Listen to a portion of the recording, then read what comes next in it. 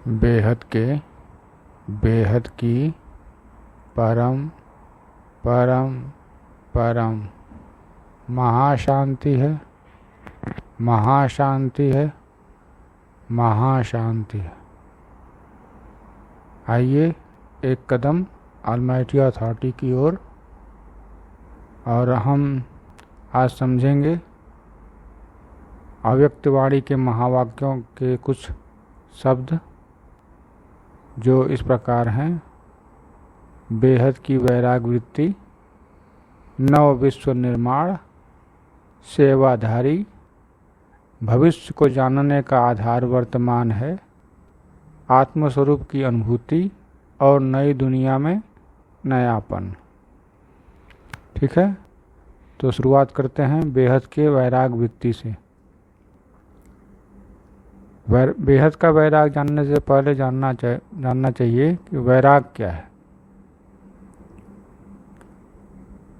वैराग है संसार के उलट चलना, माया के उलट चलना, वो वैराग है। माया, संसार चलता है माया की तरफ, और जो वैरागी चलता है माया के उलट आत्मा की तरफ। जो सार जानता है, जो सत्य जानता है, वो वैरागी होता जाता है। जो सार नहीं जानता माया का, वो संसारी होते जाता है। और वैराग वृत्ति मतलब कि मन में भी वैराग आ गई, कोई काम का नहीं। एक गाना है, ये दुनिया ये महफिल मेरे काम की नहीं। वो तो दुख में गा रहा होगा, लेकिन जो वैरागी होता है वो तो परम आनंद में गाता है ये गाना, क्योंकि वो जानता है कि इसमें कोई सार है ही नहीं। वो जानता है कि 5 तत्वों का लाइफ, जो स्थूल शरीर का लाइफ 100 साल है। 100 साल बाद इसकी कोई वैल्यू नहीं। 100 साल के बाद न यह देह होगा, न ये आँखें होंगी, न ये कान होंगे, न ही ये मुंह होंगे बोलने के लिए, न ही ये नाक होगी गंध लेने के लिए, न ही ये जीभ होगी टेस्ट लेने के लिए। तो फिर इनके पीछे भागने का क्या मतलब, क्या सार। इसलिए वैराग वृत्ति को जान के कुछ बनाकर जो साधक जीता है वो मृत्यु के पार चला जाता है। उसका फिर जन्म मृत्यु नहीं होता, वो जन्म से पार चला जाता है। ठीक है, और उसके बाद शुरू होता है बेहद का वैराग। बेहद का वैराग का अर्थ ये है कि उसको बेहद में भी कुछ माया नहीं चाहिए। माया तो वहाँ पर भी है, बेहद की माया है, लेकिन वो माया बेहद की माया मतलब कितने कला में जाएंगे, कितने कला का हमारे यहाँ रहेगा, कितने कला में हम रहेंगे, कौन सा रूप होगा, कौन सा रंग होगा, ये सब माया ही तो है, ऊपर की माया। वो माया दुखदाई नहीं, सुखदाई, आनंददायी है। लेकिन अभी हम अगर इच्छा करते हैं, उसकी वृत्ति करते हैं, तो वो गलत है, क्योंकि आप जानते ही नहीं कि वो कैसी है। तो उसमें भी वैराग चाहिए, बेहद की वैराग उसके लिए चाहिए कि वो भी छोड़ दो, मुझे नहीं जानना, जहाँ ले जाएंगे बापूजी वहाँ जाएंगे।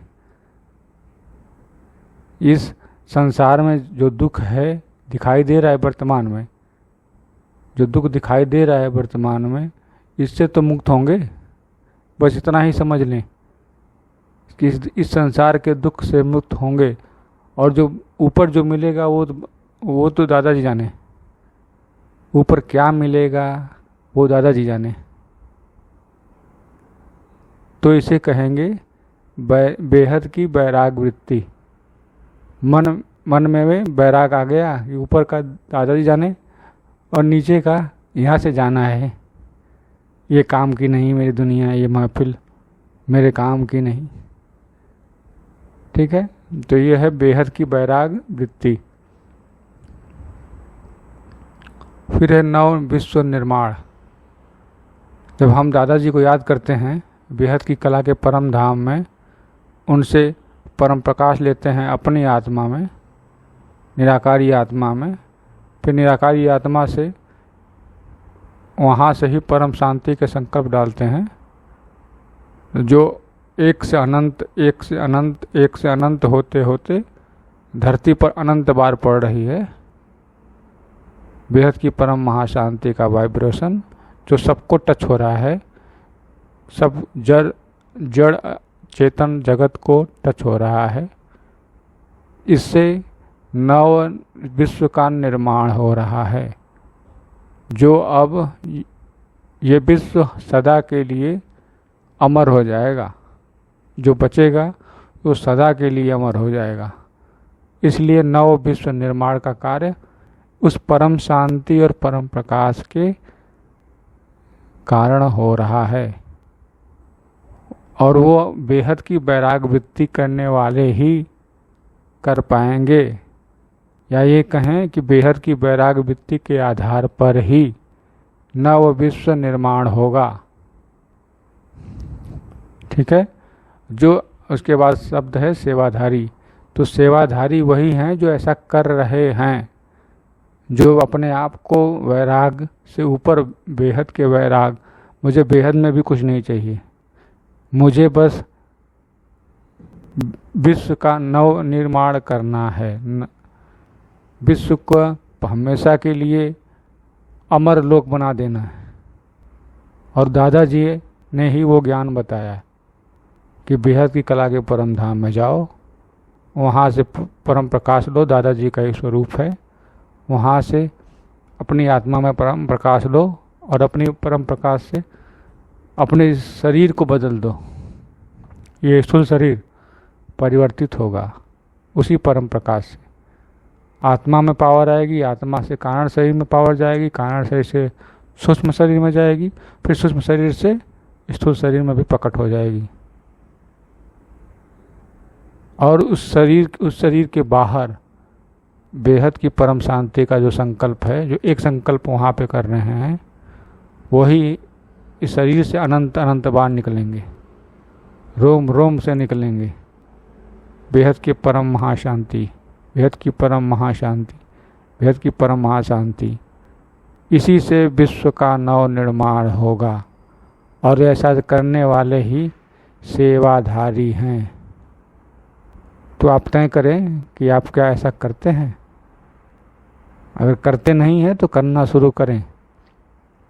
सेवा का फल ज्ञान मिलेगा, योग का फल मुक्ति, जीवन मुक्ति मिलेगी। ठीक है, फिर आगे का शब्द है भविष्य को जानने का आधार वर्तमान है।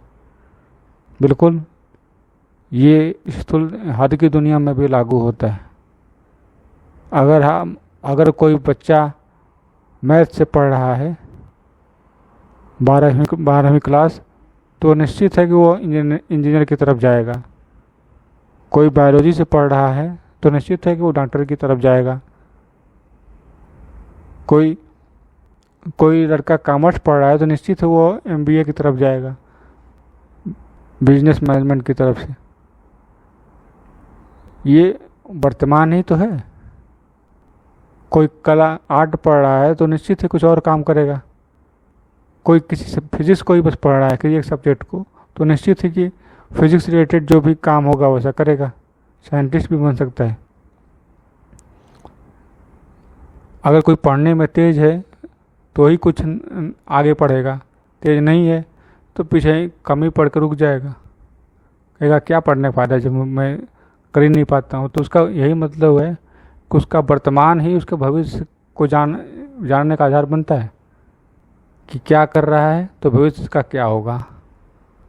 उसी तरह अगर बेहद के सेवाधारी, नवनिर्माण के सेवाधारी करेंगे तो ऐसे ही उनका भविष्य उनके वर्तमान के आधार पर ही व्यक्त होगा, जाना जाएगा।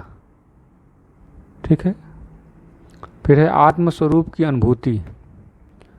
आत्मस्वरूप की अनुभूति क्या है, कैसे करते हैं, इस पे विचार करते हैं।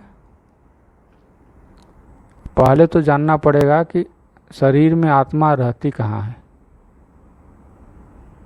शरीर में आत्मा रहती कहाँ है। जैसे आप का घर है तो आप कहीं भी घर में एक ही समय पे एक ही जगह रहेंगे ना, एक ही कमरे में, कहीं जहाँ कहीं भी रहेंगे कि पूरे कमरे में छाए रहेंगे। कई कमरे हैं, हर कमरे में छाए रहेंगे या एक कमरे में कहीं रहेंगे घर के। तो उसी तरह आत्मा जो है पूरे शरीर में छाए नहीं रहती, वो शरीर के मस्तिष्क के भ्रुकुटी के पीछे स्थित रहती है, जहाँ से सब पूरे शरीर का कंट्रोल पैनल है, जहाँ से पूरा शरीर को चलाया जा सकता है।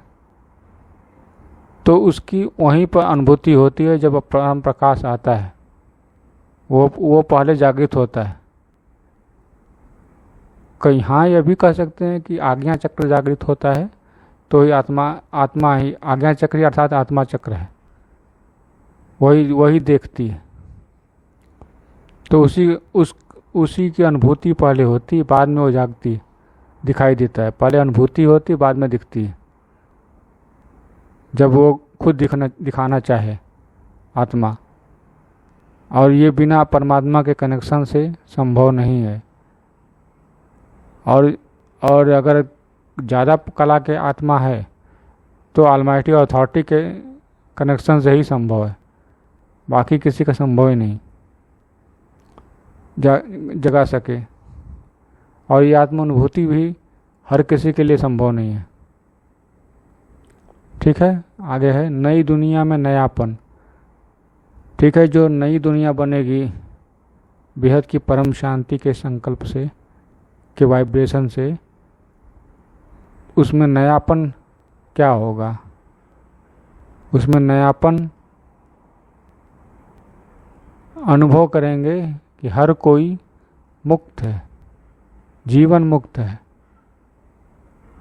हर बंधन से, कोई बंधन नहीं, हर बंधन से मुक्त है, समय से मुक्त है, समय के चक्र से मुक्त है। सब कुछ कर सकती है जो वह करना चाहती है, सब कुछ जान सकती है जो वह जानना चाहती है, सब कुछ व्यक्त कर सकती है जो वह व्यक्त करना चाहती है। व्यक्त करने का अर्थ है कि इस स्थूल में फिर से वापस नहीं बनाएगी।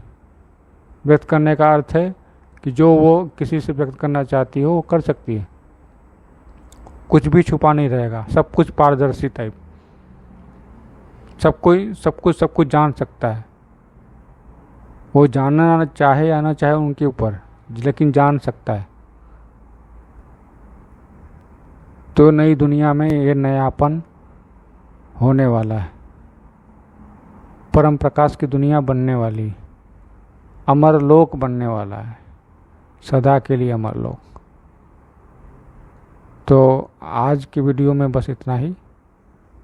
आगे के वीडियो में फिर मिलेंगे, तब तक के लिए बेहद की परम परम परम महाशांति है, महाशांति है, महाशांति है। बेहद की परम शांति सोचो, बोलो परम शांति। Join us daily for our morning live meditation, Monday to Saturday, 5:30 to 6:30 a.m. Join us daily for live meditation, 10 p.m. to 11 p.m. on YouTube Live. Subscribe now. Website www.paramshanti.org. Email us anant@paramshanti.org. Like, share, subscribe. Join today. बेहद की